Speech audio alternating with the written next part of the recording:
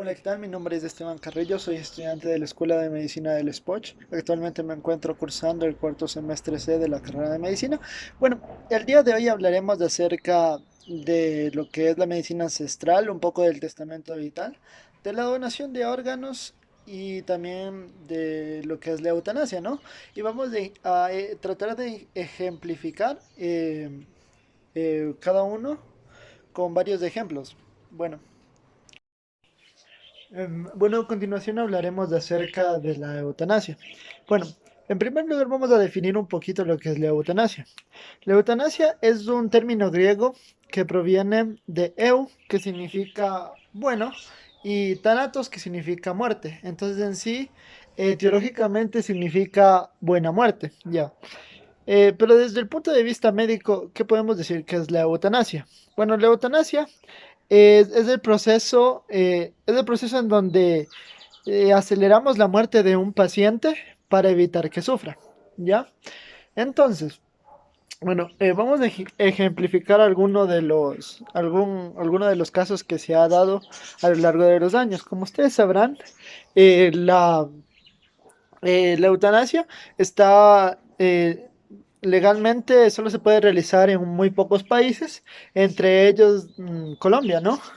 Entonces, aquí en Colombia es donde se realizó la primera, cuando en un caso se realizó la primera eutanasia, fue que un paciente que presentaba ya un cáncer eh, muy avanzado, presentaba muchos dolores, él ya no resistía, y tenía la cara desfigurada incluso.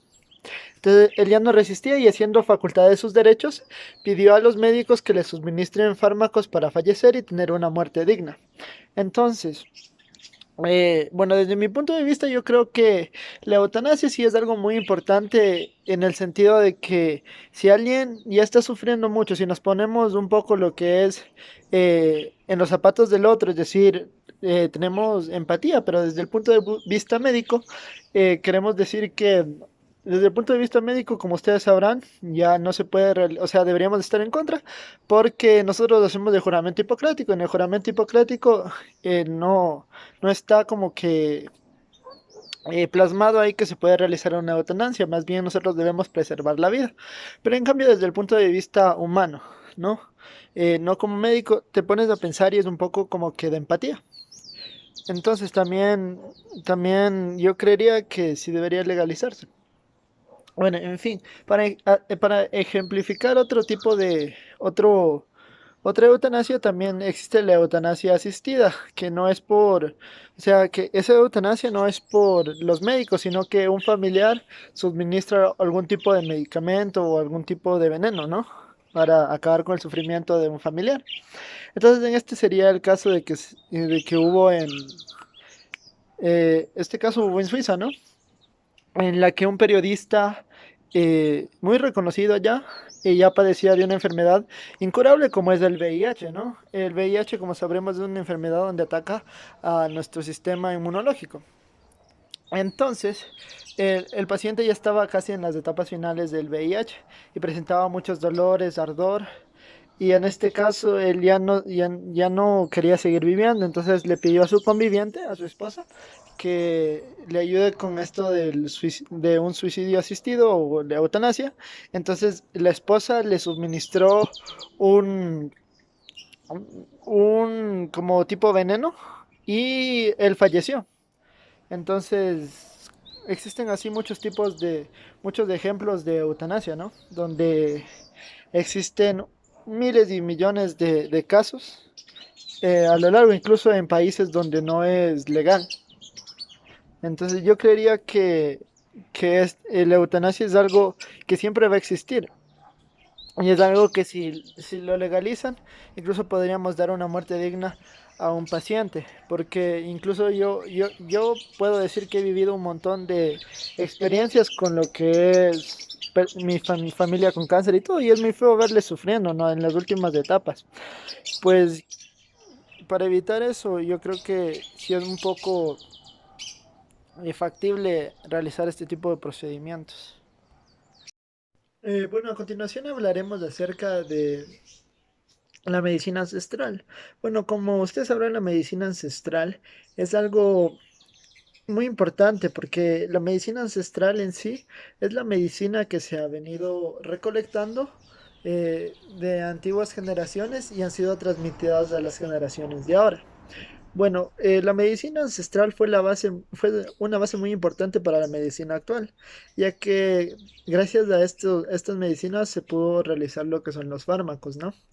También, bueno, para no alargarnos, vamos a ejemplificar unos pocos, eh, unas pocas plantitas medicinales que se utilizan en la medicina ancestral. Eh, Como ustedes sabrán, la persona encargada de realizar la medicina ancestral vendría a ser lo que son los chamanes, las parteras en ese entonces, ¿no? Bueno, existen varios pueblos todavía en el Ecuador que utilizan este tipo de medicina ancestral, como por ejemplo los Shuares, los pueblos indígenas, ¿no? En sí, bueno, entonces unos pequeños ejemplos de la medicina ancestral, por ejemplo, sería cuando nos duele la barriga, ¿qué es lo que nos dice nuestra abuelita, nuestra mamá? Mijito, hágase un tecito de manzanilla y eso ayuda. Entonces es porque eso fue transmitido de su madre, también de su tatarabuela, entonces es transmitido de generación en generación este tipo de conocimientos, ¿no? Entonces también, por ejemplo, existen eh, muchas plantas medicinales, por ejemplo, anteriormente los pueblos indígenas utilizaban el jengibre como un analgésico o antiinflamatorio y para acabar con las náuseas. De igual forma, en el oriente se utilizaba lo que es la tela de araña, ¿no? En la tela de araña se usa en los pueblos indígenas como coagulante. ¿Qué quiere decir eso? Al producirse una herida o un corte, se le va a aplicar un pedazo de sustancia resistente y pegajosa sobre la zona que está sangrando y esta le ayuda coagulando, o sea, coagula la sangre y acelera el proceso de cicatrización. Igualmente, anteriormente se utilizaba lo que es el ají, que es utilizado como estimulante y también para mejorar las defensas al inicio de infecciones respiratorias. También se utilizaba el ajo, que es muy utilizado en infecciones del sistema respiratorio como expectorante. En este caso, por ejemplo, a mí, cuando yo me siento un poco mal con la gripe, ¿no? Mi mamá eh, me sabía dar ajo y jengibre para contrarrestar a la tos, ¿no? Y a veces sí funcionaba. La canela también se utilizaba como antiséptica y es útil para el tratamiento de las diarreas. Así existen un montón de plantas medicinales que se utilizaban anteriormente en la medicina ancestral. Entonces yo creo que esos serían varios ejemplos muy importantes. Bueno, a continuación hablaremos un poco acerca de la donación de órganos. Bueno, en mi punto de vista, la donación de órganos es algo muy importante en el ámbito médico, ¿no? Porque en sí, la donación de órganos salva muchas vidas cada año. Y yo creo que existen muchos casos de donación de órganos. Por ejemplo, cuando, digamos, un paciente que ya tiene una insuficiencia renal crónica y necesita un riñón, ¿no? Entonces, justo en ese momento existe un accidente de tránsito donde la paciente fallece o tiene, por ejemplo, bueno, la paciente fallece, pero se constata que esta persona que tuvo el accidente de tránsito es es una persona donante de órganos. Entonces, se procede a realizar la extracción de los órganos y dependiendo de la lista de espera de los órganos, porque existe una lista de espera en donde dan prioridad a las personas que están más graves, ¿no? Entonces, en este caso, nuestro paciente tiene una insuficiencia renal crónica y necesita el riñón porque ya está fallando mucho el de él, ¿no? Entonces se realiza pruebas de compatibilidad y resulta que la persona que tuvo el accidente es compatible con nuestro paciente. Entonces, se procede a realizar una cirugía de trasplante de riñón. Entonces ahí entran en juego muchos factores, como ustedes sabrán, muchos factores de la donación de órganos, donde la persona que recibe el órgano tiene que aceptar este órgano, porque incluso puede producir un rechazo. Cuando es compatible, existe un mínimo. un mínimo que pueda producirse un rechazo, ¿no? Entonces, así existen muchos casos. También existe, por ejemplo, la misma persona que falleció en un accidente. La misma persona que falleció en el accidente también puede donar, por ejemplo, su corazón. Entonces, digamos que existe un paciente que ya tiene una una falla en el corazón muy grave, ¿no? Entonces, está como primer lugar en el trasplante de corazón. Entonces, esta persona también se realiza una cirugía donde aquí existen muchos riesgos porque el trasplante de corazón es uno de los trasplantes más difíciles de hacer, ¿no?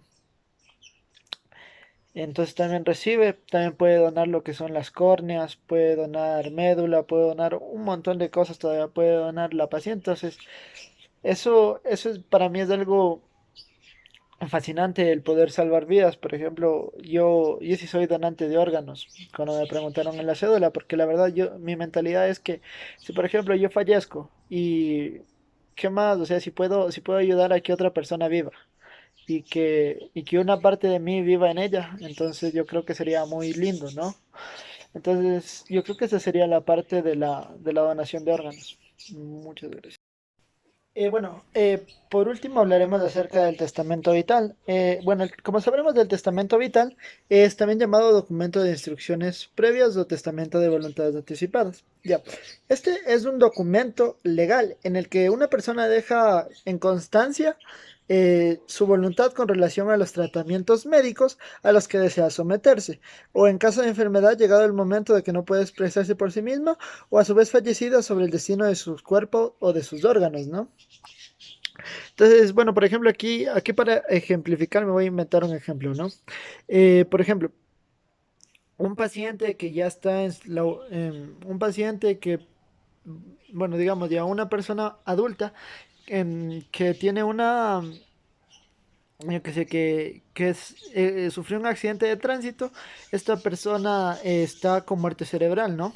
Entonces, el paciente dejó un testamento vital en donde se dice que cuando él ya no pueda, por ejemplo, eh, ocupe de los respiradores para poder respirar y que ya no pueda realizar esta función por sí mismo, él deja plasmado que él quiere ser desconectado, ¿no? Entonces, nosotros como médicos tenemos que respetar la voluntad del paciente y desconectar los equipos médicos, ¿no? Para que él fallezca. Entonces, eso sería una parte del testamento vital. De igual forma, el paciente dice que en su testamento vital que cuando él fallezca quiere ser un donante de órganos. Entonces, de igual forma, se le respeta al paciente su testamento vital y pues se donan los órganos del paciente a varias personas.